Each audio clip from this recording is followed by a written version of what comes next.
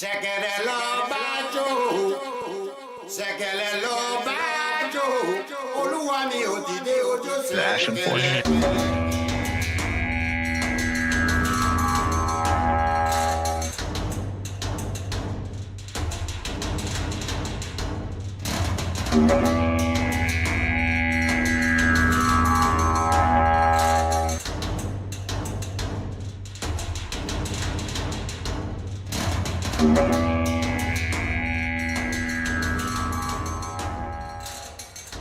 Ashen's the Ashen Forge.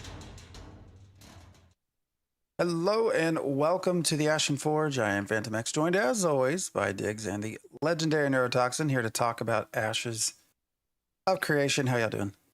Doing all right. Great. Been a couple weeks, but we are back. Been a lot, actually, that's sort of coming about. I've got a lot of notes here. I don't know how much time we'll have. I even jumped back into playing a little bit. You've been heavy. I see you in the Yeah, Discord, Genesis stuff all the time. So, pretty regularly playing. Yep. but yeah, so what's up? How's it going? It's coming along. Things have more or less been kind of stagnant. The last major things were putting in the areas for Squall's End and Jinnah, but unfortunately I don't know that Jinnah actually got its own spot. And Squall's End, unfortunately, was gaining experience and it leveled up and the NPCs disappeared. And while they fixed the thing about it gaining experience, they unfortunately on Virus server didn't appear to revert them. So one of my friends says she checks there every day because she has some glint that's stashed there that either to launch out from there or at least grab it so she can use it elsewhere. So that's a whoopsie, but they're working on it. There's a lot of stuff that there were some comments recently about it sounded like there's going to be a wipe rather than there might be a fresh start and no wipe. So, if with all the new systems that are hopefully going to be coming up, it would make sense to do wipes, I suppose. So you're actually working with fresh data and you properly wipe everything that needs to be reconfigured instead of trying to keep on going with things that are effectively, utilizing old and bad data. I mean, might want that anyway. I mean, if Rogue is coming in, when is Rogue coming in? I don't know. It's close. Rogue is definitely close, but Yeah. whether it's going to come in before or after phase 3 starts, that one they're kind of cutting it close on a little bit. Mm-hmm.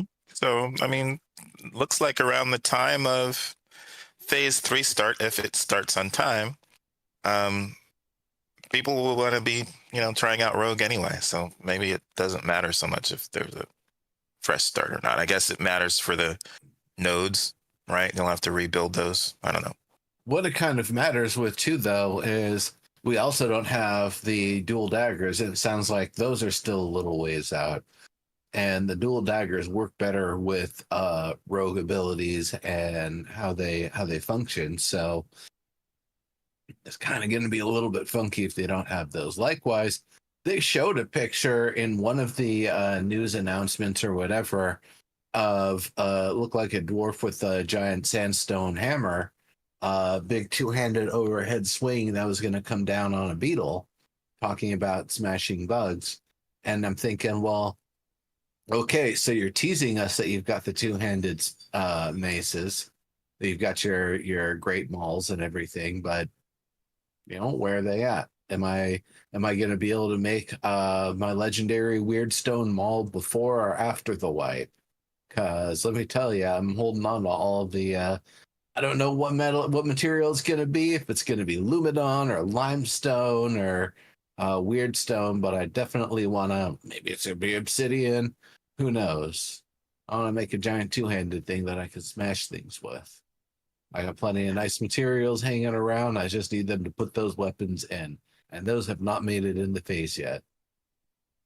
I wonder too how it's going to work. Let's say there's no wipe Mm-hmm. and node sieges come in, but also we're gonna want like larger area, and to maybe we'll want to change node location, right? Like once we get more nodes, we might not, because we're basically like in static starting areas. And I think there's some strategy under which node you want to occupy and which nodes you want to grow. I just wonder how that's all going to work out and how people will feel about wipes and all that stuff when you're going to want to be changing nodes at some point, probably anyway. I think that's going to be fascinating. Yeah, because there's a lot of the systems that are going to be coming up soon that they've talked about, but there's still a lot of systems that were intended for this phase and content for this phase that are just not really there yet, and they're still a ways out. So it sounds like they intend to complete Sand Squall Desert and then do anything with the tropics. Right now, tropics is kind of as it has been the whole time, and it's a bit of a mess.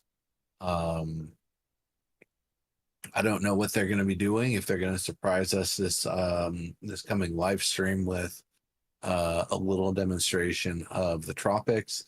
I know they've talked about the naval testing coming up on PTR, so that makes me wonder, where is that going to occur? Is that going to happen in the Bay? Are we finally going to start having access to Turquoise Sea? Are we just going to be teleported to a dev prepared location? I don't know. I'm interested to see it. Yeah, and for me, one of the compelling aspects of the game design that I wanted to see, it's one of the things that got me really hyped to play this design, is node sieges changing the architecture style based on the race. And like, it seems like we're nowhere close to seeing that. I mean, okay, so we're going to get node sieges, but once we destroy a node, like, is that going to be ready to pop in? Even to have 2 or 3 different architecture styles? And there's something about that. And there's something new about that, isn't there? About how static that's going to be instead of dynamic? Okay, so I don't think there's anything necessarily new. I think the interpretation might be a little bit interesting. So from what I understand, it's that the actual footprints and maybe how they're built up, what their shape and area is, will be unique to each location. And instead of there only being 2 possible types like there are right now, that each one would have its own type. That said, how dynamically they build up, that might be a little bit of a mix of things. The way that Stephen had kind of talked about it was like in increasing valence rings for how far out, or boxes, I suppose, because it's a square, for how far out the footprint occupies with buildings and features. So, your stuff that you build, your apprentice journeyman stuff, is going to be, initially towards the core and center of things. And then as you build out more, that's where you're going to have more journeyman, master level stuff and other sorts of facilities and things like that are required to support it, or, whatever else. But so there's going to be some amount of how you actually build the structures in the different areas that's going to be different and help define things a bit differently. But the part I don't know is the racial influence, how much they're still going to do that, if they're still going to do that. So, Phantom, you're looking around and making some faces like you've got some notes on the subject. Do you have something a little bit more on the Well, details no, here? the idea that it's not new. I mean, Stephen even presented it as new. Like he said, well, we had to change some things, and Peon even looked sort of a little let down. He even commented on it later, like, oh, like how you changed, the node dynamic node layout. Stephen used a lot of fancy words. Essentially, it sounded like they just couldn't get it to work in UE5. And that makes me wonder a couple of things. One is how many tools they created for UE4 aren't going to get over to UE5. And granted, this is just the layout, the visual layout of the node, as far as we know. But what other sort of procedural elements to the node are now going to also become more static? And that's sort of, who knows? I wish Peon had followed up with, oh, well, what else? What other tools have changed switching to UE5? So that Yeah. I think was a surprise. I mean, I don't know that people were. And you make a good point. Like, how does that affect the racial component? I don't know that we know. It sounds like they're just going to handcraft a bunch of different kinds, and presumably they'll handcraft a bunch of different racial ones, and then they'll just sort of, I guess, I don't know, randomly pick, or I don't know how that will work at this point. But it does sound like they'll still have that in. Who knows when, Diggs? Because in order to have that happen, you also have to have node destruction working first, which we don't have part yet. of my point. That's part of my point. Mm-hmm. And the first iteration of node sieges that come in, the way that they're being demonstrated and the way they're being discussed on PTR and such, it sounds like it's going to be non-destructive, that you will be able to launch the attack. You'll have the little camps that you can use as the additional spawn points. You've got your default spawn point. They've got their default defender point. It's whoever signed up is the people who are there. Nobody else can enter. Nobody else can engage with it. 50v50. And it's nothing is actually being destroyed. The only things that get destroyed are the gates, so you can get in easier. That's it. All you're doing is busting the gates right now. None of the other destructive stuff. You don't attack walls, specific sections of walls that you can bust down other than the gates. There is no sense right now of a destructibility to any of the buildings. Nothing appears, as you look through it from a gameplay perspective, that like, oh yeah, that tower right there, that part of it would probably, break or get destroyed as part of the battle. I don't really get any inkling that the current place is set up to be destroyed other than the siege at the gates. So is phase 3 still phase 3 if it doesn't have phase 3 stuff? I mean, if we're going to talk about it that way, then phase 2 still wasn't phase 2 because we don't have item deconstruction. But I wouldn't. Or dynamic gridding. Or dynamic gridding. They're trying to achieve the objectives of the features, or objectives and features of those phases while they're in the phase. But as they've said, things may spill over. Rogue coming through later in phase 3, I could see that. All of the siege stuff coming in phase 3, I could see that. Story arcs for the Riverlands, there's been work done. I was told, check out stuff at Samia's, check out kind of the stuff with the Zephyr Winds, check out the way that kind of funnels you towards Miraleth. That's an interesting sort of way. One of my usual go-tos, what's his name? Scholar Rock here, Stronach, is now in Miraleth. He used to be on the bridge between Winstead and North Carfin. He starts you up on the Minotaur stuff. Talk about one quest line that's always ever worked. It's those damn Minotaurs. Never had a Yeah. problem with it except the extra eyes, but at least that's fixed now too. So Hey, there's a quest maybe inventory, by the way. If anybody, it's been in for a few weeks now, but yeah, they've gotten it better. It's stacking properly. Quest inventory is not so bad right now. maybe we should just phase out phases. They're for marketing. Yeah. It's plus or minus the difference of $10, and when they're going to have to potentially start paying a little bit more for the server costs for the amount of people that they're going to be working through, along with people coming back for the features that are going to be coming. Yeah.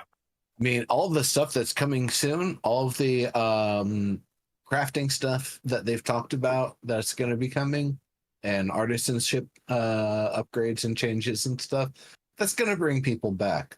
Like just saying, hey, everybody, processing can now mix and match qualities. You don't have to just have, whatever quality slate mold made with the animal fat and everything else of the same quality.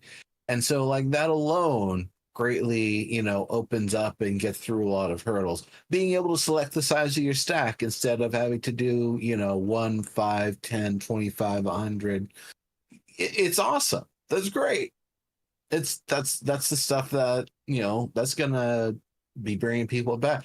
The quality in how you find things is changing. It's not going to be things on 2 and 4 hour timers, every day. It's going to be completely different. The desert is a closer representation of it, where you'll go out, you'll see a little cluster of things.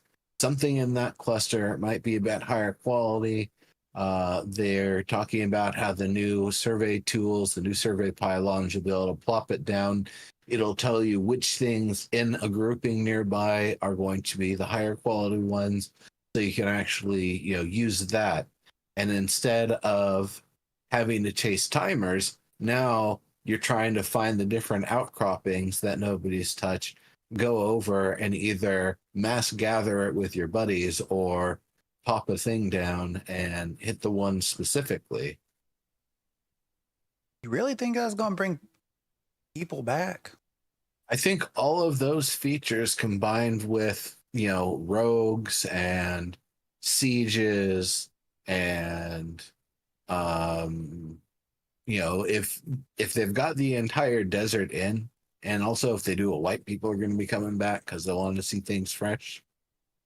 I think a lot of things are going to bring people in. And then things that I don't know what they're actually going to start phase 3 with either, if it's just going to be wrap up with phase 2 or not. I don't think phases matter anymore. You're right. We're so close to phase 3. Look at once phase 3 starts, if they're not doing a wipe right at the start of phase 3 and they're not going to announce a wipe, then phase it can be phase 3 for as long as it needs to. It's just alpha 2 at that point. It's alpha 2 until it's not. You look at, and last time we did a show, I pulled up the phase 2 stuff, what's in, what's not in. And you were wrong. All of that stuff is in there. No, go ahead. Yeah, I had a dude tell me that. He's live right now, actually. Anyways, we maybe we'll get 75%. No, sorry, 25% in, 75% not in by May 1st, and the two big things being Node Siege and the Rogue, which supposedly are coming. We'll see. Sometime before 2030. I think the Rogue will be here on time. The Sieges, I don't know. I've heard people testing; they've kind of had mixed opinions about it. But you look at that. You look at the fact that we're going to cross into phase 3 with all of that stuff missing. But here they are adding in naval content. They're adding in new zones before they've done any of the phase 2 stuff. The harvesting and the crafting, which I think is totally planned to try and coincide with the Rogue, and just to try to get some crafters and stuff up. Well, Sandswell Desert Expanded is definitely part of the phase. Yeah, but we went over it. There's been nothing added since we went over it 3 weeks ago. And what did Steven, the other thing that Stephen mentioned on the Peon interview is he says, oh, so March is Turquoise Sea, which was not part of the phase 2, which, by the way, we're about out of March. April was the June Dark. May, the Anvils. There's just all these other little things starting to pop in before like the majority of phase 2 is even done. And Stephen made the comment that he says by halfway through the year, so that's July 2nd, that they will have the entire, I guess, Western continent completed from a layout, sort of topological layout, foliage, and harvestable perspective, like nothing else. But to go from, I don't know, I'm just thoroughly confused by whatever is happening in a production line here and how we're getting all these things, compared to what seemed to be a very well thought out and very well approached phase 1, phase 2, phase 3. Phase 1 pretty much nailed it, except for item deconstruction and dynamic gridding. Get to phase 2. I don't think dynamic gridding is going to come, but anyways, phase 2, all of a sudden it's like stuff just went sideways. Like that's actually why I named it phasing out, because it's like I don't think the phases matter anymore. So much of phase 2 is not going to be in by phase 3, but we're going to have parts of phase 3 in during phase 2. I agree with you. It's marketing. Well, and it's also just a general guideline of how they hope to do things. But once things get delayed, and things are always going to be delayed, the teams that there are going to be different teams that keep going, and they'll get stuff done and it's ready to go in. So they're going to put it in. They aren't going to say, well, we finished this stuff, but we have to wait until we get to the phase 2 stuff before we put in the stuff that's already ready. It's just because there's different teams working on stuff, and sometimes teams get delayed. And, it is a very ambitious design. So, things like dynamic node generation might not get in, or it might take longer, or all that stuff. So are you going to be happy if we get to July and you have the rogue, you have naval content, and then you have a barren continent to explore? Well, so the interesting thing to me about mentioning rogue is that I'm actually kind of, instead of being excited about rogue, I'm really excited about all the variations of rogue, the secondary archetype versions of a rogue. And that makes me wonder again, without a wipe, I mean, once that comes in at some point, you might figure out that instead of wanting to have rogue as your primary archetype, you want to have what you thought would be your secondary archetype. You might decide you want that to be your primary archetype. And there's not really any way to figure that out until we get those combos in. I don't know when that's supposed to happen, but sure. Even up front, it's only going to be tank and cleric for the secondary archetypes. And even then, they haven't told us how far. Is it going to be a level cap of 35? Is it going to be 40? Are we going all the way to 50? What's the sort of thing going to be when they actually do increase things and give the opportunity? They can't keep it at level 25 because we're not going to have any secondary archetype points to spend. That'd be like, what's the point? Yeah. I think they need the augment system in general to be working before secondary archetypes can really come in, because it sounds like by and large the secondary archetype system is kind of a set of augments that you can toggle and enable. So it makes sense then that if they don't have any of the other secondary or any of the augment features up and running. Well, wait. So yeah, if they don't have, so what I'm getting, or what you triggered for me saying that, is that really they should start with other types of augments, like racial augments, which you get without having to increase your class level or your primary archetype level. So you should be able to get racial augments, I don't know, from level 10 to level 25. I don't think all augments start at level 25. I'm not sure. But you're not getting those from, I don't think. I don't think you're getting that from increasing your character level. But we should see. I think they should start maybe with some other categories of augments besides just secondary archetype augments. But we shall have to see. We shall have to see. Yeah, it'll be interesting to see when they do come around. Let's see.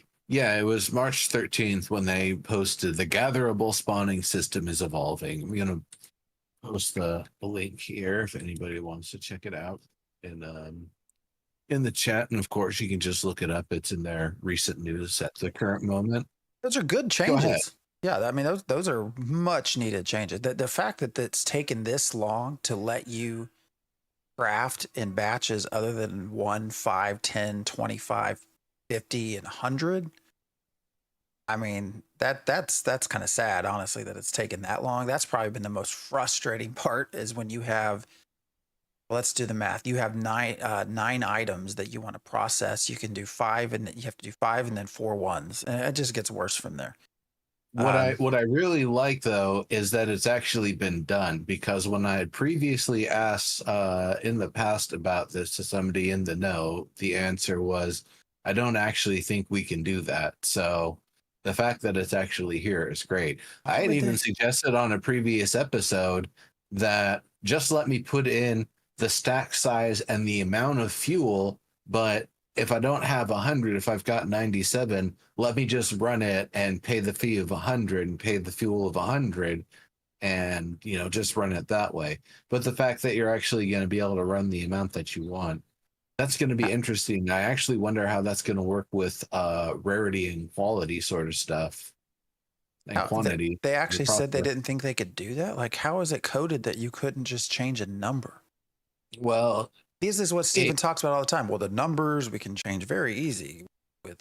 I mean, that's always in the context. I think it might have just been that the way it had been coded, because I actually don't know who all is involved. If it's UI and the econ team and the tech team and the server team, if like all of them have to work together and things are like a little fragile, and that's why there were certain limitations or whatever at first, that they had to maybe keep it limited to an enum or something, just so that way it can only be these certain things so we don't break it. But now they've actually recoded that sort of stuff as a major pass that was required as part of the whole crafting system update, and in doing so now they've got it working.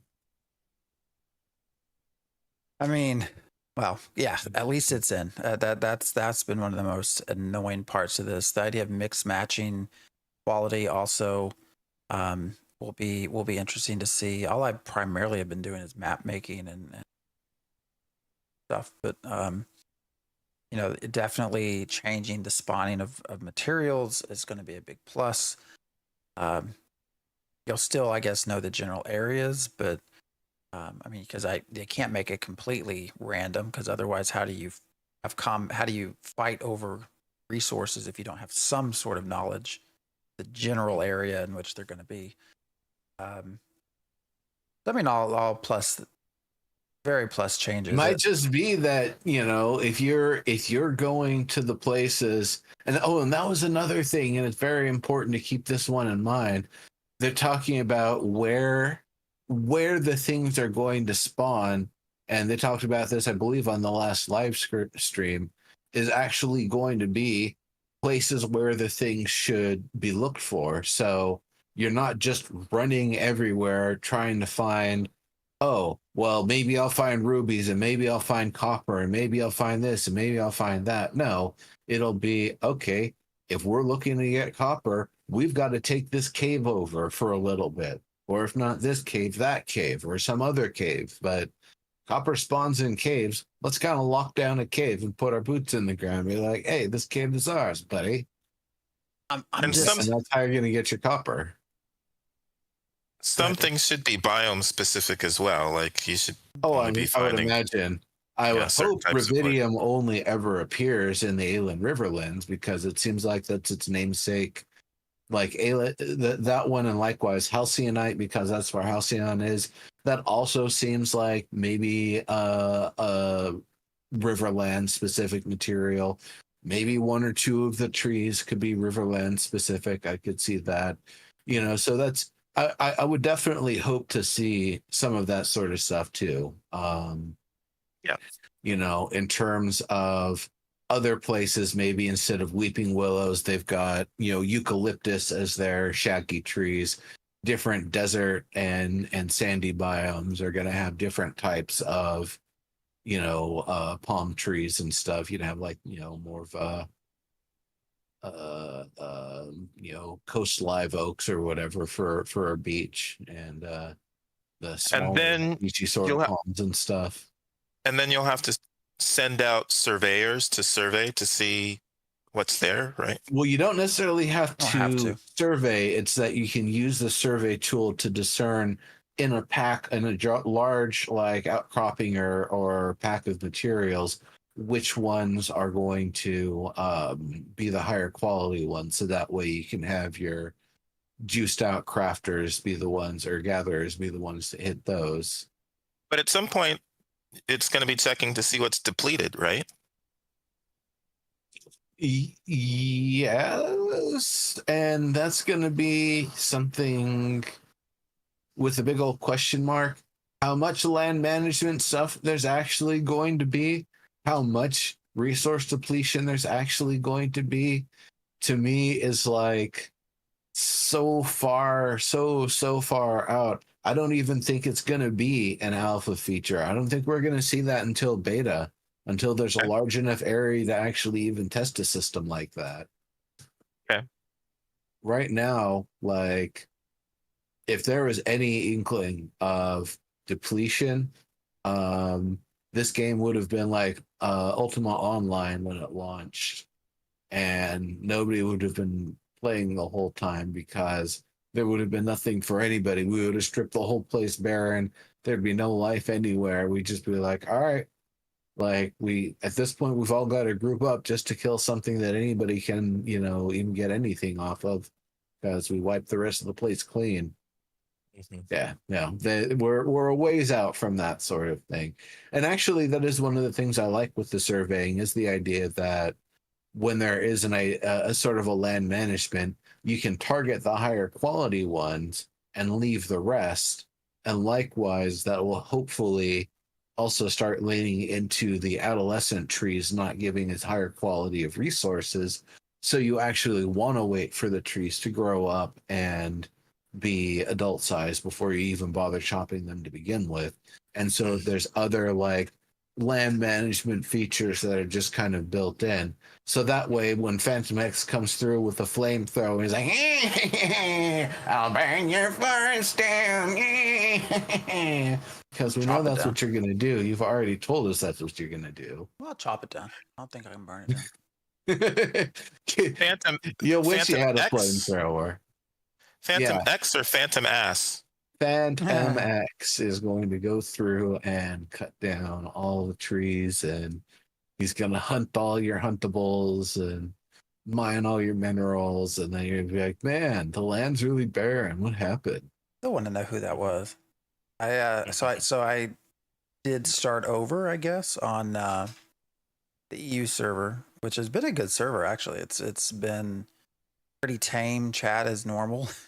This is Vira, global chat. The server prices are super good actually. So it's been a lot of fun. Did that actually trigger? I don't know if the no thing triggered or not, but yeah, I was streaming last week and Sunday, wrapping up, and ran by a character that was Phantom, spelled appropriately, Phantom, Phantom Ass. So I assume I have to assume that's related to me. I want to know who did it just because it's clever. I'm not mad. That's just very clever. So I wish I knew who it was. I mean, that could just be the name they roll with. Like that's who they've been on, like Counter-Strike and other games. Like, oh man, I just got killed by Phantom Ass. Damn it. Certainly possible. Seemed very sus though. Like it was, and I just happened to run by them. I don't know. It was seemed interesting. It was like a level 7 character though. So I mean, they had put some time into it. So who knows? Last thing I'll say though, with regards to the harvesting processing stuff, I mean, this is one of those things though that also again came out of the blue. Like, why the decision to sort of throw this in there? I know it's been they commented on the crafters and the artisanship people wanting it, but I mean, we've been wanting this since phase 1. Like, why all of a sudden was and what resources went where? Like, what did they have to pull away from in order to put this out before there's all these other systems even in? I don't know. There's just a lot of curiosities in my brain. This is them. They're maybe about a month or so late to it, but this is them being effectively on target from. Remember when Steven was on in September, and when I asked him when the whole of the crafting system and artisanship would be up and running, and he said, if I remember, he had said close to the end of February. So, that's why I'm saying maybe about a month late on it, and we're getting a little closer on these things now. They're going to start launching here in the next few weeks. They gave us the dates here. So they gave dates. They're going to be rolling out the features on April 10th, April 24th, and May 8th. And that's the thing that I think has thrown people off the most is like, wait, April 10th, April 24th, dates. And then May 1st is when phase 3 is supposed to start. And then immediately after phase 3 starts, May 8th update comes around. And then everybody also who believes in the wipe is like, well, wait, when's the wipe going to happen? Is it going to be before or after the full artisan stuff comes around? Is it going to be required? Like, is the wipe coming with the last patch? Because it has to happen like that. You have to assume that phase 3 is starting May 8th. It's not smart starting May 9th or May 1st. Because it's going, because build update 0.9 is April 24th. Mm-hmm. This is using their own stuff here. So that's build 0.9, and then build 0.10 is May 8th.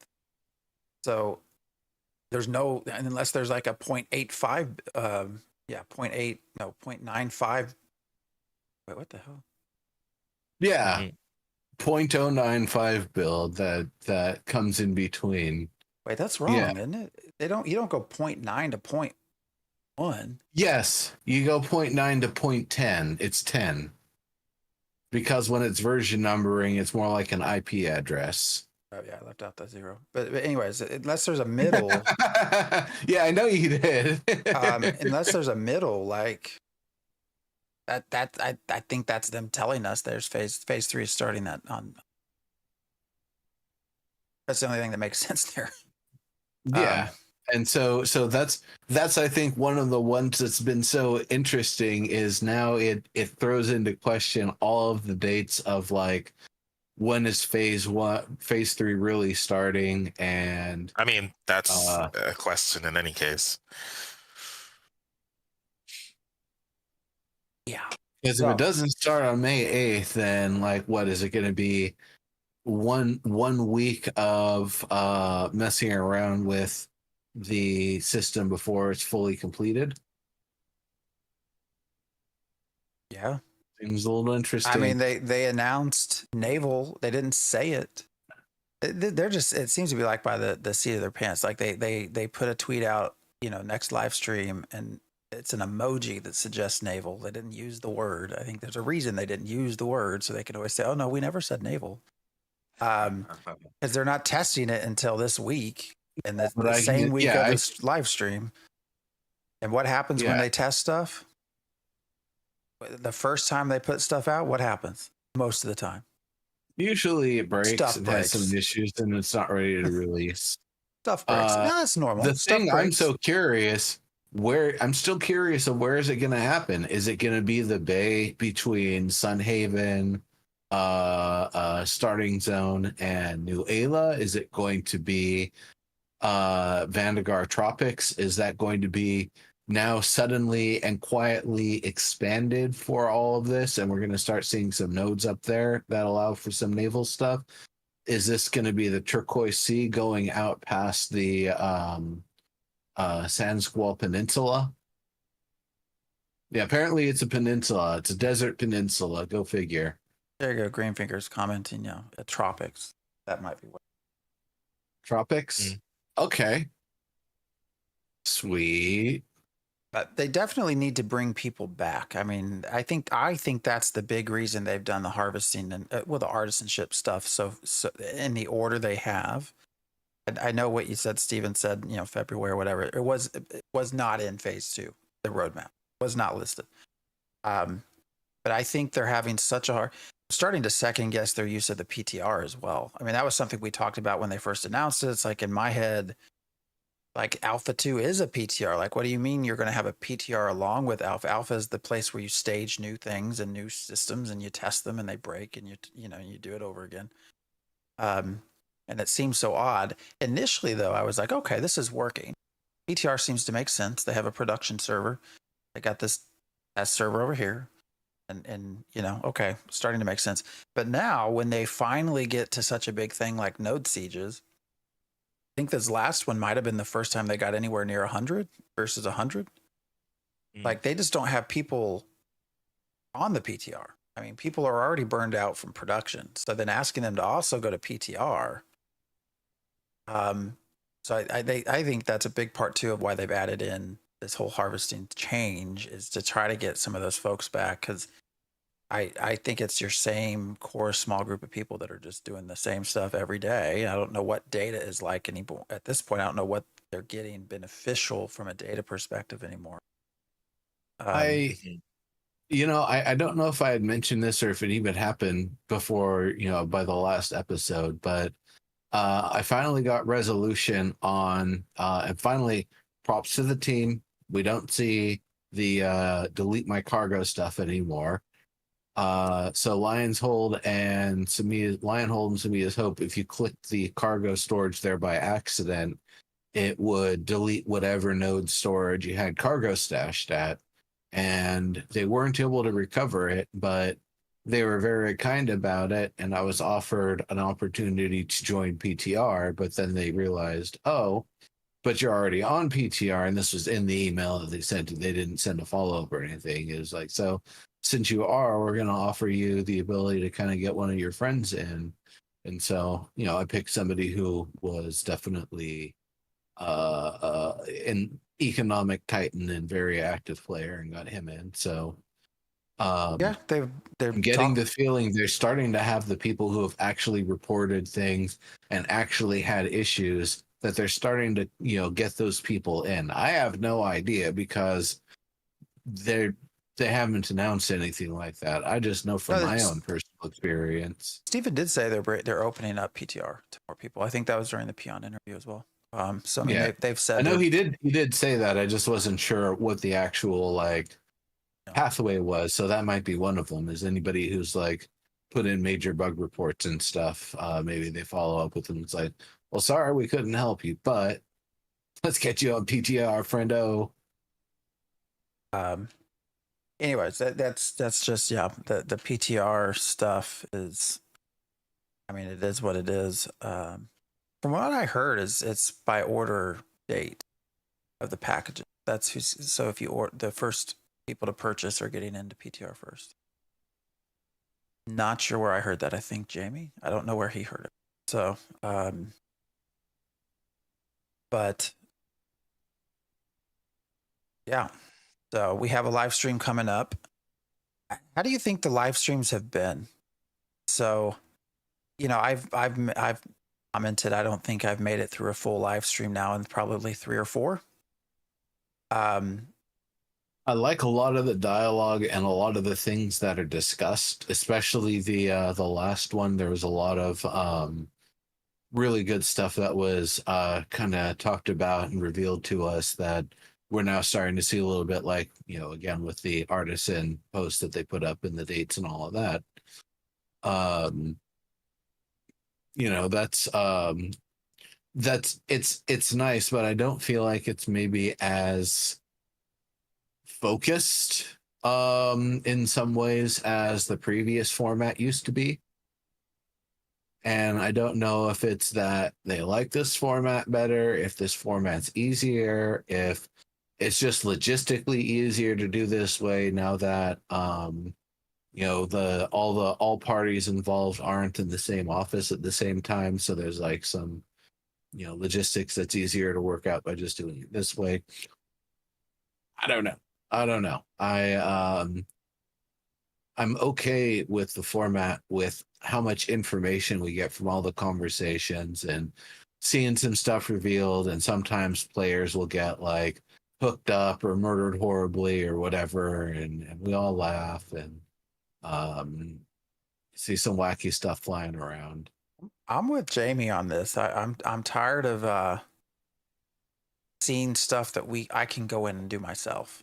Like I see what you mean. The fun part, I appreciate the conversation. I appreciate the time they put into it too, but it's all stuff that's in, like, I can go do that myself versus everything up to, it was, we're going to show you a vertical slice here, a vertical slice there. I don't know if part of this is tied into that whole thing that happened with he who we will not name. And the it's fake. And so now they don't do that anymore. They're just showing active gameplay parts. That certainly doesn't sort of reassure me, at least, that they have these other systems out there to show us. But I feel like their streams have just been less and less effective, less fun, less bringing in new people. And I think overall viewership, because this is the other thing with just eyes on the project, I don't know why they don't let us stream the PTR. Because right now you look at Twitch numbers and stuff. It's just you also don't have Thor streaming it anymore. I don't know I feel like all around sort of viewership has just sort of declined quite a bit. And I think a big part of it, those shows, I don't know. It is a lot of work. I can tell you when we did, PI Node Wars, which I can talk about. That was a time sink.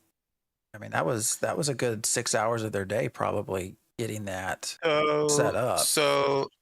So about that, would it be more? I mean, how would you compare that idea with streaming the A2 server, not the PTR, but having 5 days plus to stream just the regular server instead of the PTR? So are you saying that there would be higher viewership if we were seeing PTR content? Yeah. Or are you saying there would be more people would watch if we were had more days to stream the regular server? No, I think it's just the PTR content itself. One, I mean, your regular streamers aren't doing it right now. Like, it's been a while. Like, I mean, you can still catch Jamie every once in a while, but he's usually doing other games. Q, I guess, is still putting out YouTube at least. Nice. He'll stream some. Vladis is also there, although Vladis does a lot more talking like we're doing now.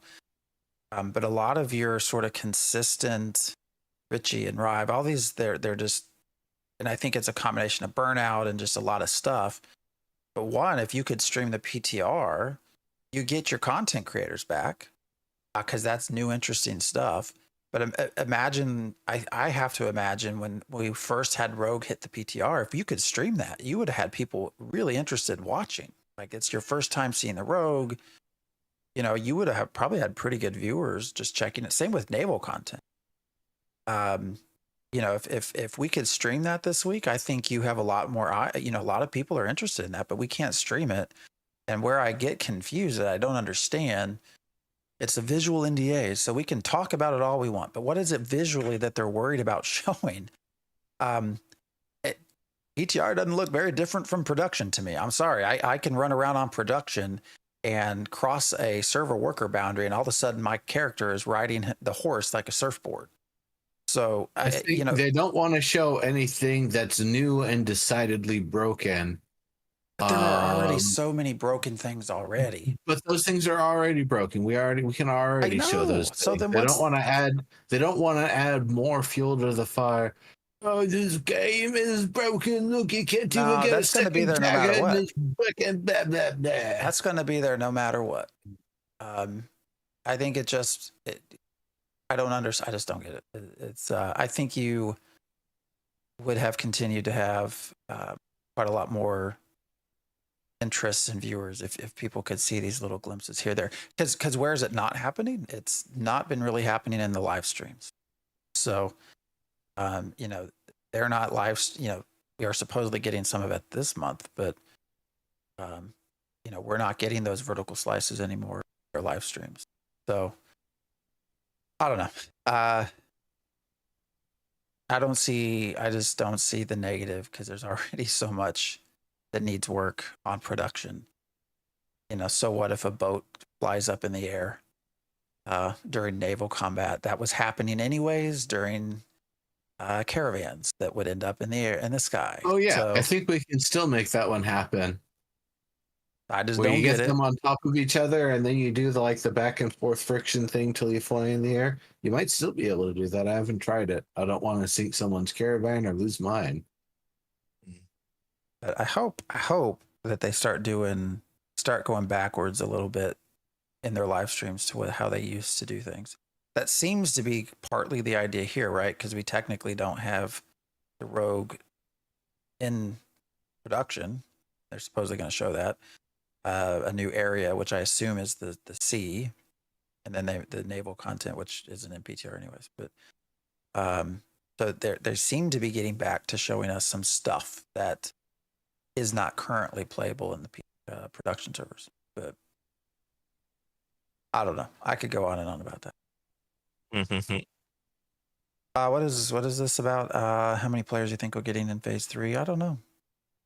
Steven has said already 130K has been in, right? I mean, that's what he said. And I don't think he was saying for phase 3. I think he said 130K already. I'm pretty sure that's what he said to Peon. Because in the same vein, he talked about getting to a 6K server concurrency early on, which they were proud of, which is a good thing. I mean, Unreal, I don't know that there's any other games Unreal does 6K concurrencies. So.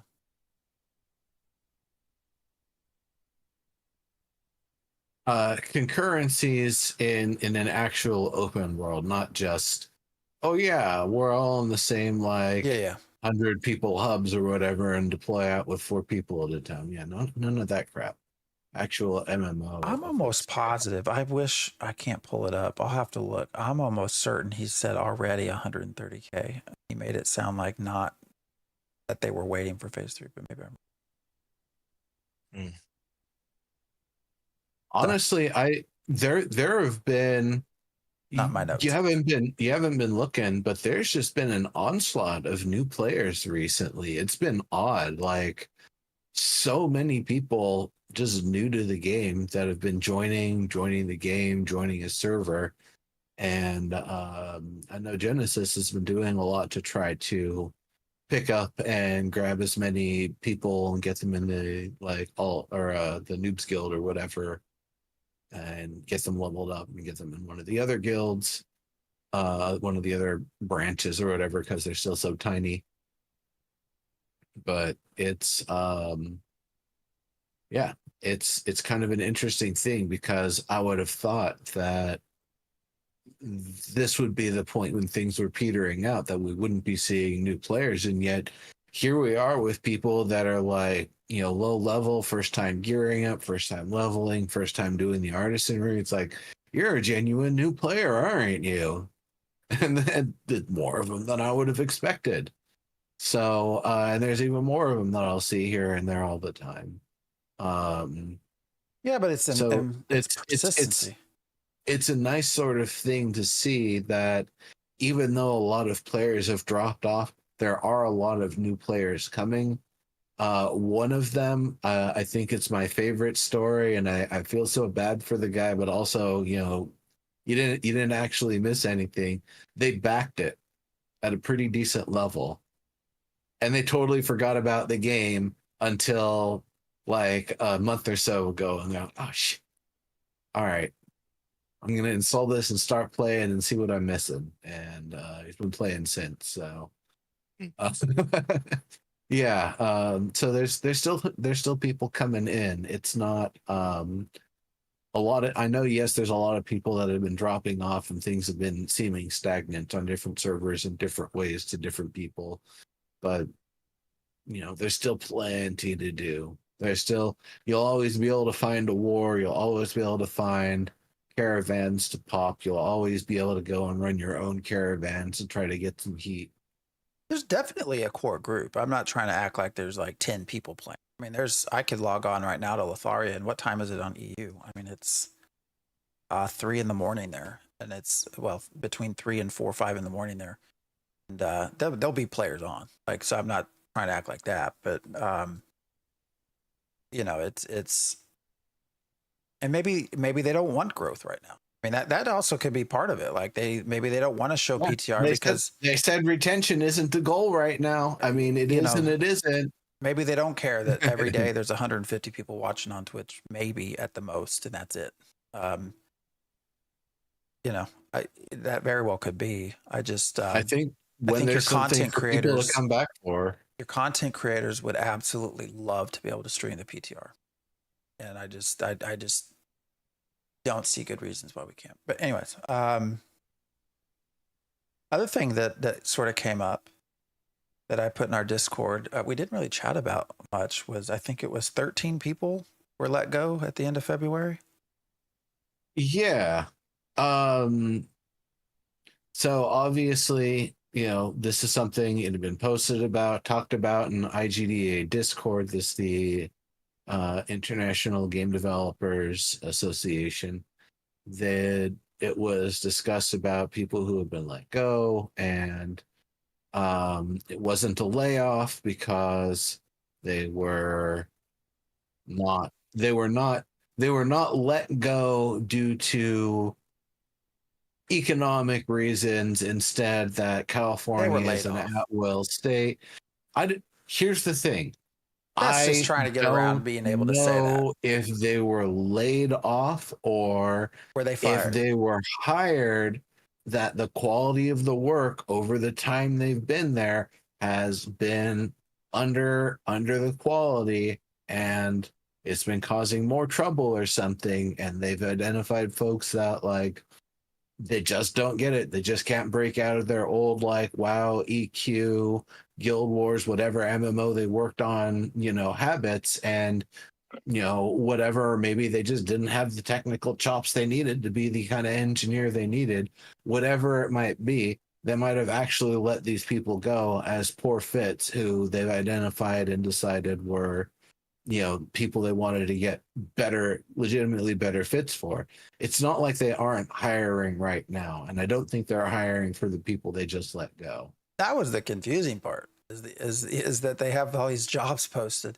I agree. I would assume, now from what we know, which was an article, we don't have direct knowledge, was that nobody was actually told why. I would have to assume that it is, probably productivity related, that there's just some sort of expectation. And I don't know. I don't want that to sound like Steven's, you know, there with a whip and chains, like snapping and dragging people around. I think we know people that work there, and they are happy. So that's not what I'm trying to say, but I do wonder if it is a productivity issue, that's sort of. Well, here's the other thing that I absolutely hate it, but I understand and I sympathize. I still hate it though, that for legal reasons, HR never likes to state why they've let someone go if they don't have to, because when you state a reason, you open yourself up to the liability of them countering that and saying, no, actually, and getting a lawyer versus we're letting you go. Why? California's an at-will state. We're letting you go. We'll give you a good Yeah. recommendation at the next place. They were still See laid you off. later, pal. They were still Whatever. they were still what- laid off. They were still fired. whatever it may be. They were their contracts of employment were terminated from the company. That's the part we know. Phantom, what is the difference between being let go and being laid off for you? The same Is there a thing. difference? Okay. The company made a decision to let someone no longer work for them. It was not the person's decision; it was the company's decision. Yeah. So it's to you, it's the same thing. Yeah. They're synonymous. Okay. Okay. And I get it. Like they have been a haven. You know, we've had a lot of game companies that have fired large swaths of people over the last 8 years that we've been following this game, and they've taken in a lot of them. And so I get that there's also sort of a PR reason to say, no, we're not laying off people, because that's, you know, they've done really well in bringing in people that have been laid off. So they obviously don't want to look like they're, you know, firing people, because then that also starts to raise questions of like, all right, what's going on in the studio? But it's Yeah. still, they still let people go. It is what it is. So Yeah. So, you know, that made me smile though. I have no idea. I mean, I think of other sorts of things like, you know, you hire an opera singer who can do, you know, double soprano, and you don't have anything where they have to hit that until like right towards the end, and you've been rehearsing like all of the earlier parts, and when you finally get to the later part, you finally realize this person actually can't hit the double soprano range. It's like, well, damn, we got to get a new opera singer. You're out. You know, I have no idea what the roles were. I haven't looked into it too thoroughly, and it's not to be like a bury my head in the sand, like, oh, if I don't look at it, I don't have to worry about it because it didn't happen. I don't know, because you know it did happen, and you know I don't know. I don't know the people. I don't think I know the people. The people I know who are there, I think, are still there. So Presumably there's an NDA anyways, so we'll never know. never know until you see who changes their LinkedIn's, but I'm not going to LinkedIn scum every single member of Intrepid. not what I wake up to do every day. No. I have one last thing that I wanted to bring up. And I do hope all those folks find, you know, a good fit somewhere that, you know, they'll be able to stay at for a while, because that it definitely sucks. I'm curious, and I want to just talk about this, I guess maybe briefly, I don't know. And this was chatted about somewhere else amongst some content creators. And do you get the sense at all that things seem like over the last month or two to start feeling more rushed? That there's things have been sort of haphazardly, and when I say rush, I do mean that in a negative way, like that there's now a clock, financial drain, or whatever. Do you feel like that? Because things have just seemed very what's Crimcheck? Holy shit. Yeah. He also plays on Vira. Oh yeah, I did not know that. Yeah. Anyways, Yeah. That's been a discussion, just because there's been so many little things here and there. The live streams changing, phase 2 not really being a thing anymore, stuff being put out earlier than expected, and this whole idea of all, you know, whole continent being done physically by the halfway point, and you know, Steven was going to start streaming, then he stopped like after 2 or 3. And do you think there's any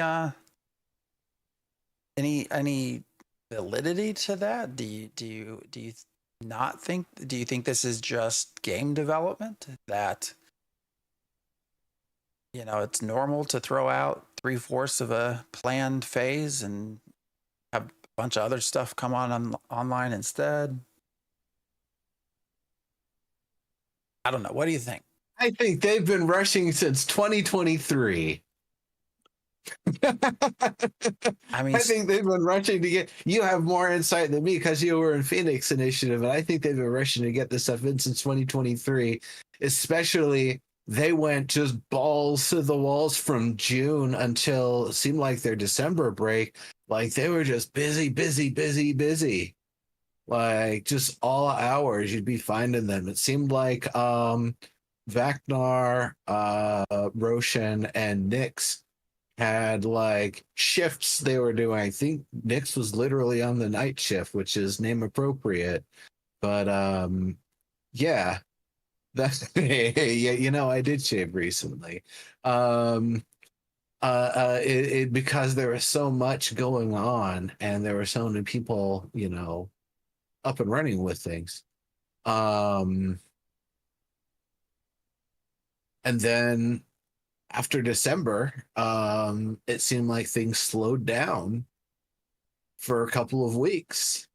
And then a certain someone with the stinky shorts went and made a big stink about something. And all of a sudden, the rush was back on to start hammering things in. Meanwhile, the better state of things, January, it seemed like there was a lot of work that was already going on. That was already the planned stuff and that they were already cramming in. Meanwhile, it seemed like there was a lot of stuff going on production wise, that there was a lot of meetings that I got the feeling that all of the leads and all of the seniors and all of the producers and marketing and everybody was having like a big conference for about a month trying to hash everything out, and then for about the next month after getting all of these plans into action. So that must have also been kind of an odd sort of thing. Come back, kind of get back to what you were working on, except now it's the desert. And then, everybody's also in the process of trying to figure out what's going on, what's happening next, where the battle plans are going, where we're hoping to do what the plan's looking like. That's they've always they haven't stopped rushing other than those 2 weeks they took off, and then like a little bit of time before the desert thing. Crimcheck, it's not that I'm not loving Ashes. I mean, obviously I want this to succeed. I have a lot of money in this. We have 8 years in this. I think for me, it started with sort of a boredom of the game, not seeing a lot being put in, and I'm sort of reaching a point where it's really hard for me to, the fallback used to always be when I'm streaming as well. It's alpha. It's an alpha. It's an alpha. That was always the fallback, right? That's not here because it's an alpha. It's broken this way because it's an alpha. And I'm starting to reach a point where that's kind of hard to continuously use as a reason when things aren't being added in. And well, so let's let me finish real quick. All I was going to say is that I think what you mean is not only just is it alpha, but it's alpha phase 1, alpha phase 2, and the stuff in phase 2 is not coming in. So it's not just alpha, but specifically, I think that the stuff they said is supposed to be in phase 2 is not in phase 2, and doesn't seem like it's coming to phase 2 before phase 3, and even by phase 3 some of the stuff is not going to be in by phase 3. I think that's correct. Streaming in phase 1. Why is this not it? Well, because that's in phase 2. That's in phase 2. Phase 3 is when everything else happened. We got a month left in phase 2, and we're like down 80% stuff. Like, can't. And then I even start like getting frustrated having to say it's an alpha. And things have felt just more disorganized. I don't know what I just not just, well, kind of like it's just not been. I think, okay, so I just want to check in again, because by disorganized, I think part of, you talked about that a little earlier, I think, is that some of the stuff is not coming in, but then other stuff that wasn't on the roadmap. Yeah, all of a sudden is there's no coming plan. in. There's no like roadmap. We're just doing this. We're doing that. We're going to announce it Yeah. here. We're going to do this. Now I think they're supposed to give us, I don't know if it's this stream or April stream, like a new, this is where we're going to, this is our timeline. I was surprised they gave us the dates for the crafting stuff. Like, when he starts talking about March and April and how this is, turquoise sea is going to be in March, and I don't know. It's this. I also am aware that I could just be, that pendulum swings. You put in 8 years in this, you're going to have times where you're feeling up on the game, and you're going to have times where you're feeling down on the game. And I'm trying not to get too negative, but it's just been. It's been a minute since there's been anything fun or new to kind of do, and. But I also think that there's not a lot of the content that we were hyped about. It's like an adequate MMO, right? And the stuff that we were hyped for isn't really in. So it's like, you can get in and play, and it's like an MMO,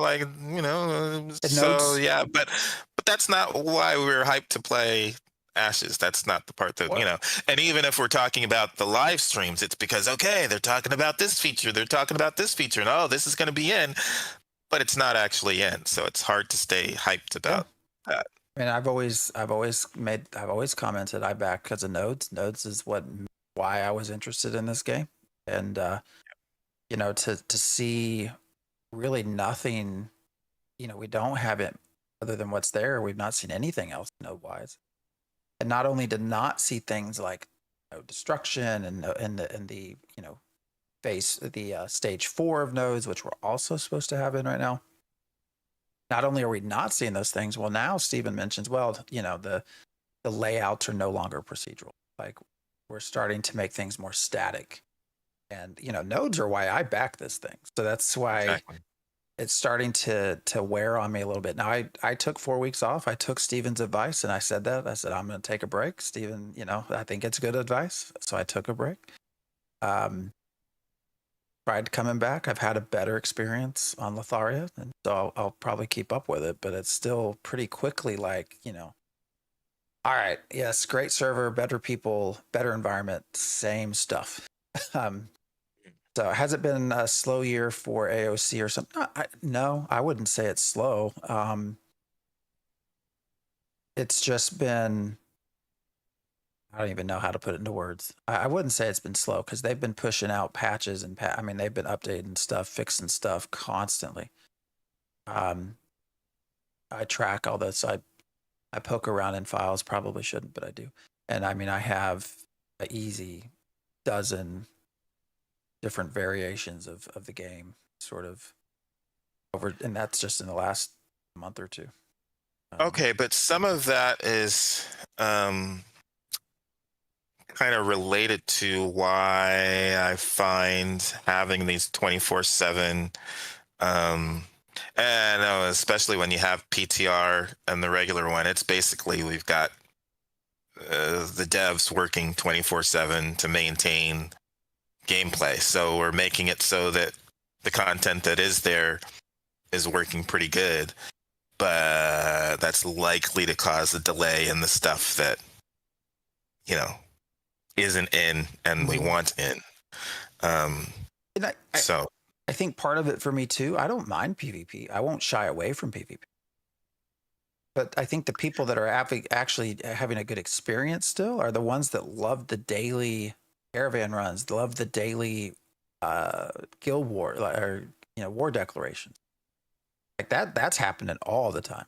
And I think the people that's made for are having fun with it because the combat is good. In general, the PvP.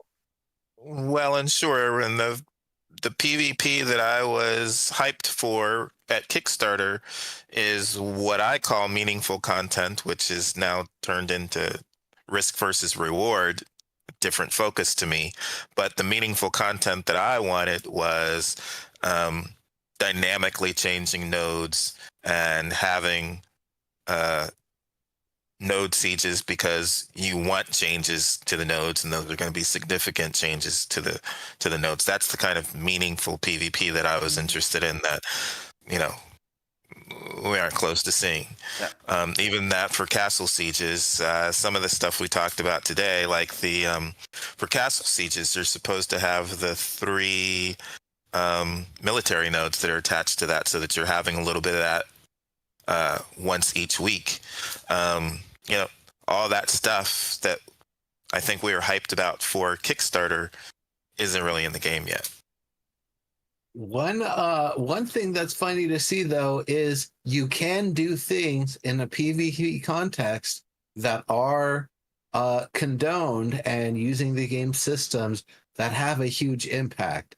So a couple of nights ago, I'll have to ask somebody where the videos are, who recorded, but Genesis and Zhu Feng, it's one of the Chinese guilds, very big. Maybe has some RM tiers, has some people who aren't. Very econ focused. They were rolling out a bunch of caravans. All their caravans got busted. Wars broke out. There was fighting back and forth. They kind of got their asses handed to them. And then immediately afterwards, one of the carpenters pops into the voice comms and says, "Yo, what the hell is going on? Did something happen? I just made like a whole shit ton of money in caravan part sales." And it's like, yeah, we just wiped Zhu Feng's caravans. Like, oh shit, I just made 90 gold.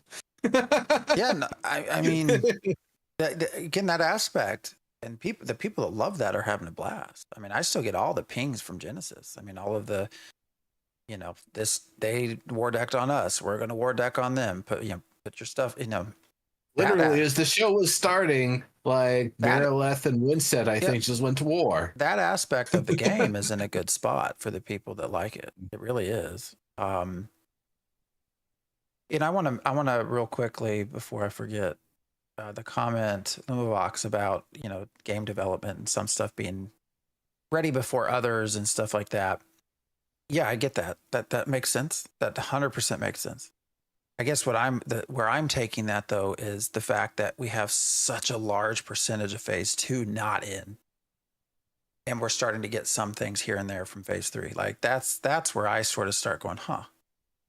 Because it's not like we have 75% of phase 2 in, and we're starting to get a little bit here and there phase 3. That would be great, because that would be like, hey, we're getting stuff early. But it's like the reverse. But that's just the way that's normal game development. It's just there's so much though. That's what, maybe they were just way off on the roadmaps when they made them. I don't know. Of course, when you're out, again, that's a game development thing. That's why it's not a promise that these things are going to be in. It's what you think at the time. That's why they don't like giving roadmaps, because things are subject to change, and people who are not in game development don't quite get that. But I dislike that too. So that was another comment I had wrote down from this Peon interview that kind of got under my skin a little bit, that I'm tired of hearing. And I don't remember what sparked the conversation, but it was sort of a brief banter between Steven and Lazy Peon about how players just don't understand. They're dumb. They don't know how game development works, and they just don't get it. Wait. You can't say that's not the same thing. Ignorant might be a word that's true, but that just means that they don't know how game development works. That's not the same thing as being dumb. I mean, you got people this game's been around 8 years. Like, I think this isn't, you have people following this for 8 years. I feel like I understand game development. I'm not a game developer.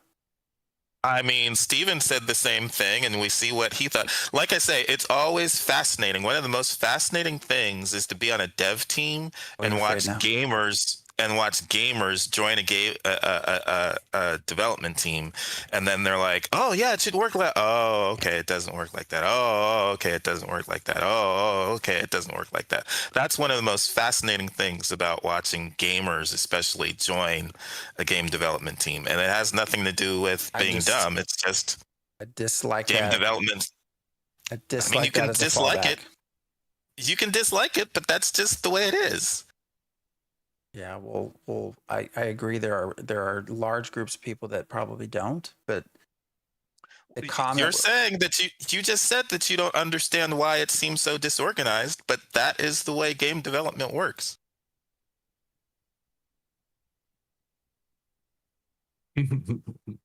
All right, that explains why people, yeah, All right. are closing and They're losing saying in jobs. Then. chat that on the 27th, the rogue's coming in. It's going to be Rogue again. I wonder if they'll have dual weapons, because I think that's been an issue too, has it not, on PTR? Like getting that to work. Dual daggers, Which skill the trees. dual daggers. You know, that's a good question. I don't remember checking the skill tree last time because I decided to roll a cleric because I wanted to see what it's like trying to heal rogues. But instead, I found a bunch of bugs and just reported those instead. Yeah, I wonder if they'll have the. I mean, I hope they would. I hope you don't put in the rogue and they're not able to dual wield daggers. It's not that. Yeah, no. I think there was some issues because they intended just to be dual daggers, but you were able to equip other combinations. And then I didn't think it was the case, but then on one of the live streams, Stephen comes out and says, "Oh yeah, it's going to be all sorts of dual wielding combinations for weapons." It's like, okay, well, what's the driver for that? Is it the one in the main hand is the one? Is it both hands? Each one has their, like if I'm doing a sword and a dagger, is that going to be different? If I'm doing a sword and a hammer, is that going to be different? Like dagger and scepter, is that going to be different? Or is it the one in the main hand? And then if you're dual wielding, then it's, dagger dual wield or dagger one hand with like a focus or a shield sort of thing. That's Yeah, kind of what I'm wondering about. And that's then what are the interesting. trade-offs of dual wielding with other things too?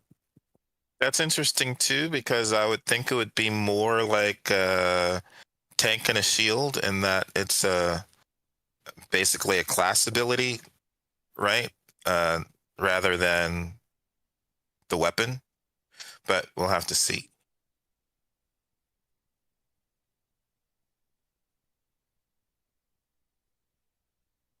Question, Krim, about whether all archetypes, of course, are different, but at times they all feel the same. Clerics using longbow to help DPS. You think about the fact that all archetypes can feel similar in that way. I think that's just a side effect of allowing them all to use the same weapon. Yeah, I think that's great. I don't know that that has anything to do with I'll be archetype, but honest with you though, Kremchek, there is something I would say to why a cleric would want to use a weapon with a built-in fire on the hit. So I think that's wands and maybe spell books as well on their finisher proc. You can choose the element that it does, and so since you're synergizing with radiant damage and fire damage from your different sources that you can put out there, the fact that you can put the fire on and get them burning just from your weapon is great, because now you can hit them with the one that moves it to conflagration, and then while they're conflagrated, if you hit them with castigation, instead of it being an incapacitate, it's going to stun them. And so that's just fantastic that I can just get one finisher combo off on an enemy and then immediately stun it in a 1-2 shot. That's badass. So I can understand why, like, the longbow is great if you want to stay as far away. For PvP, the longbow is preferred because it gives you the best range. You're able to hit things from as far out as possible. PvE, people generally would, I think, like the short bow, especially if you're soloing. You're going to bless weapon yourself. You're going to higher rate of fire, get the mana procs back quicker. I've not found any reason to not use the short bow as a cleric. Like I can still do my whole series of Yeah, short spell bows are great. Long spell bows are great. You can do everything you need to. I just personally like something that procs fire, so when I want to do all of my fire stacking stuff, I can just do it off my weapon. And I can do that while I'm healing. While I was in Forge healing an entire raid. We had like 2 clerics and a bard, two parties, and yeah, I was still able to do plenty with the wand, keep those fire procs going. Does extra damage. It helps everything something. I mean, but Yeah. I it's interesting. I mean, I don't want them to not let us use I don't want them to take that away. I think actually allowing us to oh, the hell's that about?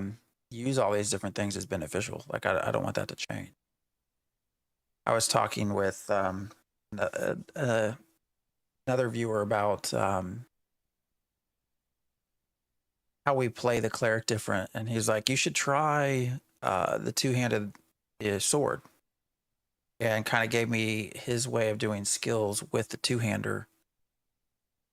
And it was very interesting to how different it played. And I actually started playing that pretty regularly. So I mean, I enjoy having the ability to use those weapons. But yeah, it can. And there was a comment there too. I'm the one who knocks mentioning that the fact that a tank uses a bow to pull always looks weird. I mean, yeah, there's just weird things like that. The same with your cleric sitting in the back shooting a short bow while they're tossing heels around. It's kind of weird. That's That's literally the how awesome. I imagine gameplay to go in Dungeons and Dragons and Pathfinder. Exactly. You're going to use your longbow because it's your longest. The weapon with the furthest short range is a longbow. So if you're using a ranged weapon, you want the one with the longest range. And then when they're close enough, you do your short range thing. You switch out. So yeah. Makes sense. And then even if we're going to be talking about D&D, you're not even going to bother putting the shield on. You're just going to go out the two-hander because it's a full action to put a shield on. You're out there to kick ass. You're dropping that bow, you're grabbing your two-hander, and something's getting whacked.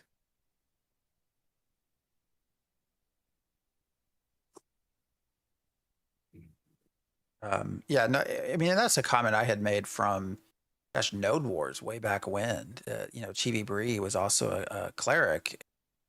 We spec'd each other. Our characters were completely different in how they were built, how they played, how they felt. And that's great. I actually love that fact. It might look weird, but it's fun.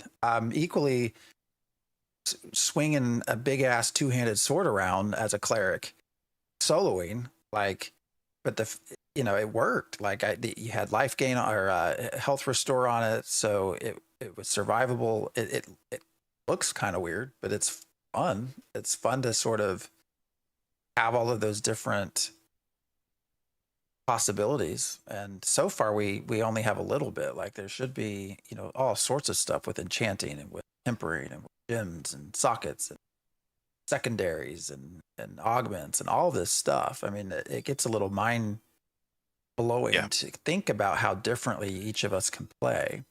That's assuming everything gets done.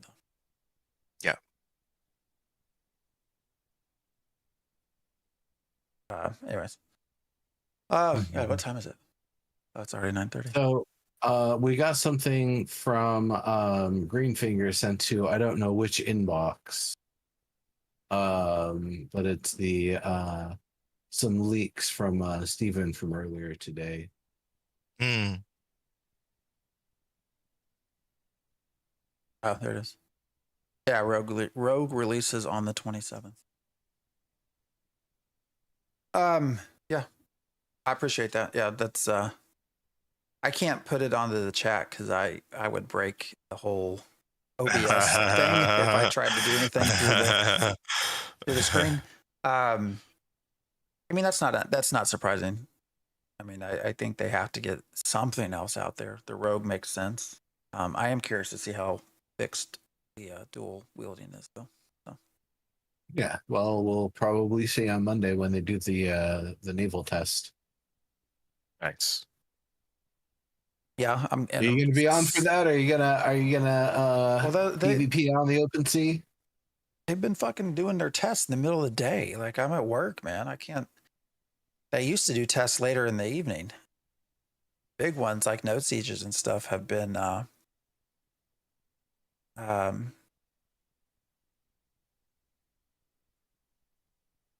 during the middle of the day. Look at the rest of it. I only saw the one. Yeah, I only saw the one as well. And seems fascinating because that's a day before the live stream. Is the live stream on Friday? Uh, 28th. yeah. That's kind of wild that Oh, we're gonna inbox. actually be playing it before we see it in the live stream. That doesn't actually surprise me because they want people to test it out a little and maybe even record one of them. Oh, there it is. I don't think I've seen that. Well, that's the first time that's happened, right? I think. No, I think they've had some other stuff that they've tested before they've shown. Archetype wise. Oh, he's putting a lot of stuff in there. Metropolis. Wait. Where was that? How did you get there? Hold on. Where did you go, Phantom? He's reviewing the stuff that Greenfinger sent. Yeah. Discord inbox. All right, thank you. Why does it say 2016? Anyways, yeah, there's a Metropolis. It's all from right now, right? Metropolis node.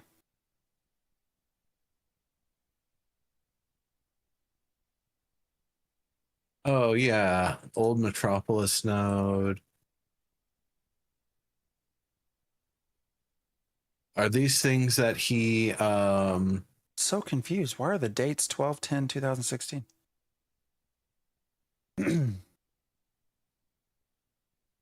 Yeah, I can't do it on my computer or it'll break everything. Learn that the hard way. Yeah, I'll take a look once we get done here. It says 2016, right? Like what's been sent.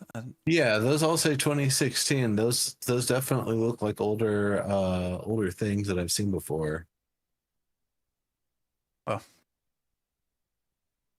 Cool though. All right, we are running out of time. I don't know what else, if anything, y'all have to talk about tonight. I think I will say one thing is that I have been juicing my mining rarity and quantity and stuff. I've got my tools and clothes and everything all nice and set. So once this new system comes through, I'm definitely going to be hitting and see just how much your quality actually matters with it, because that's one of the things that people have been kind of wondering about the whole time is what's hunting actually going to be like with rarity. What's all this new stuff going to be like with the rarity? Hunting has been the bastard. Hunting has been the one where trying to get things of high quality is just difficult, just really hard. It's unreasonably difficult, and it means all the things priced around it, like animal fat used in all the stone molds from slate up, are going to be ridiculously expensive because you can't get that material. I think fishing is the same way too, where you're not really going to find a lot of legendary fish because you're just sitting there and it just passively pulls them in. Maybe you'll get some good ones, maybe you don't. I think the highest I saw was rare. So that'll be nice. All the new systems starting to come in. We'll have the live stream to talk about next time. Rogue, some naval battle conversations to have, and maybe in the live stream they're going to reveal a little bit more about what's going on with the new artisan stuff that's coming in, or if they're going to kind of wait and let us see it and then kind of explain it after we've had a chance to mess around. I did take a peek. I don't see anything recent from Steven, so I don't know what you're saying. But I was laughing because this was from 10 days ago.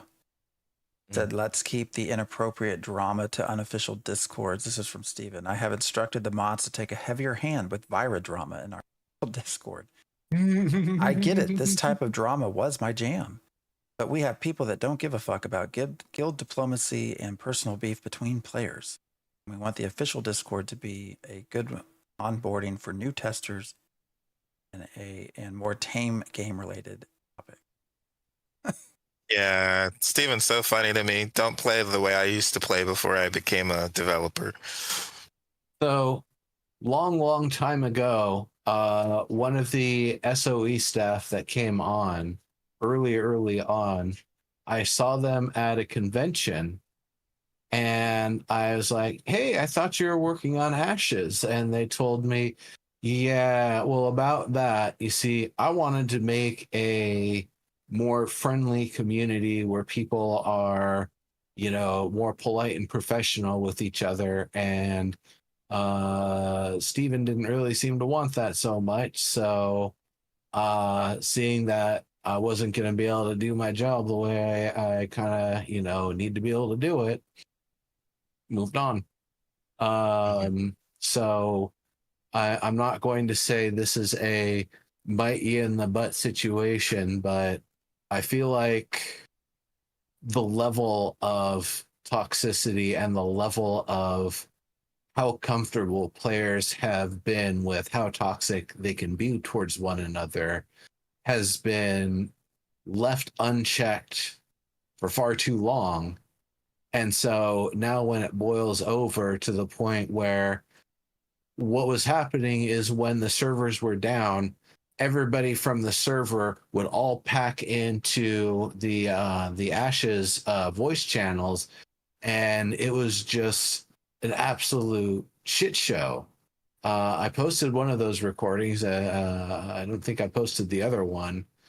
And other things that were said and communicated in that channel that I didn't record was like absolutely just deplorable. Like, how can you be worse than a bunch of like unruly school kids? Like, this is it. It's just amazing to me.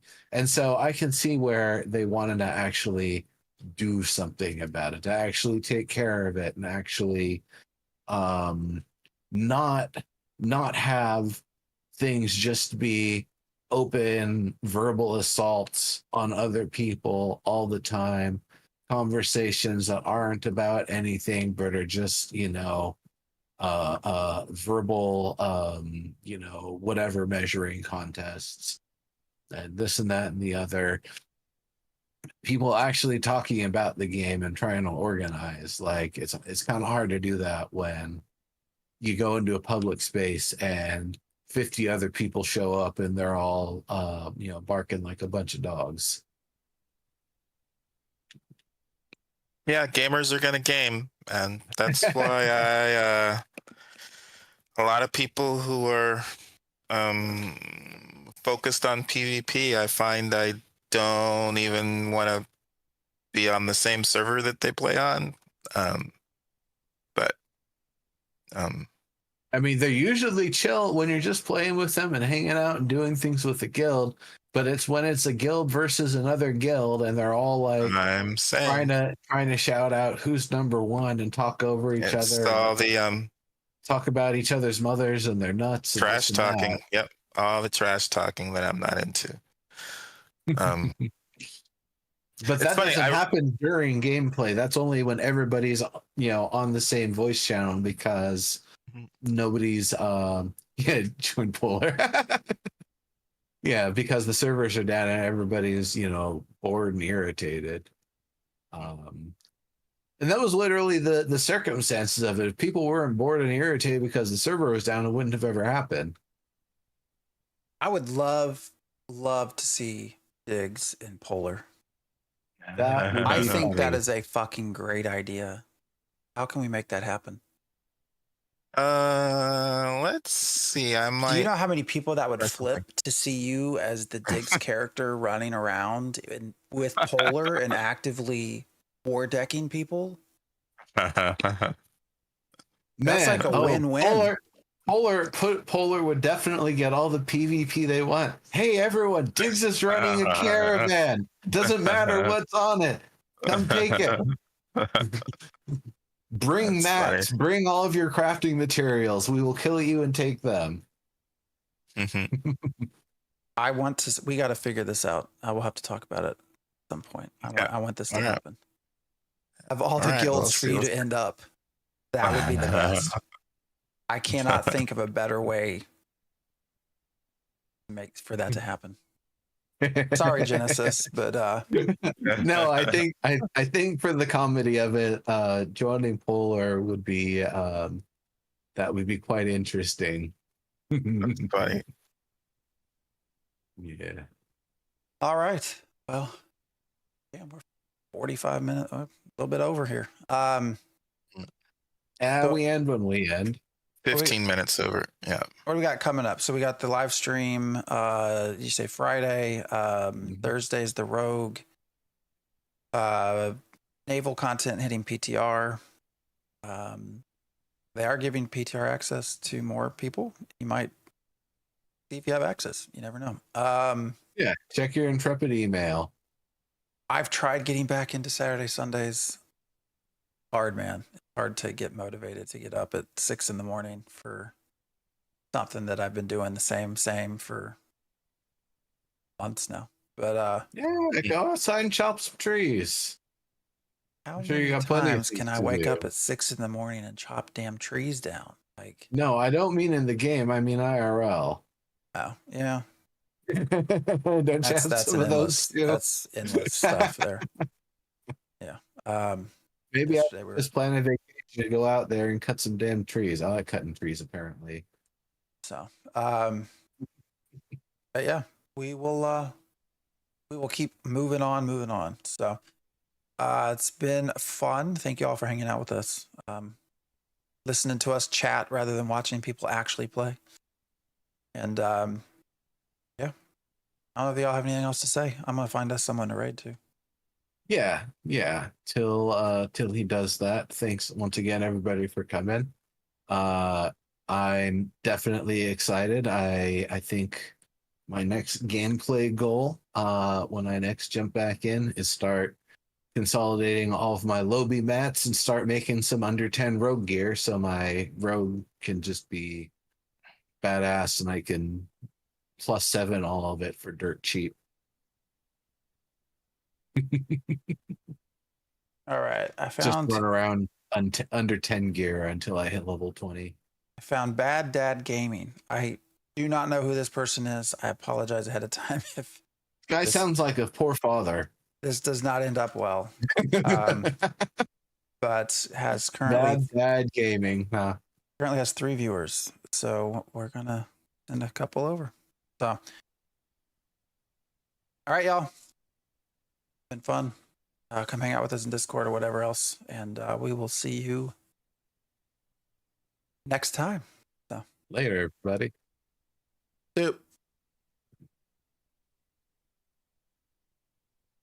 Bye, YouTube.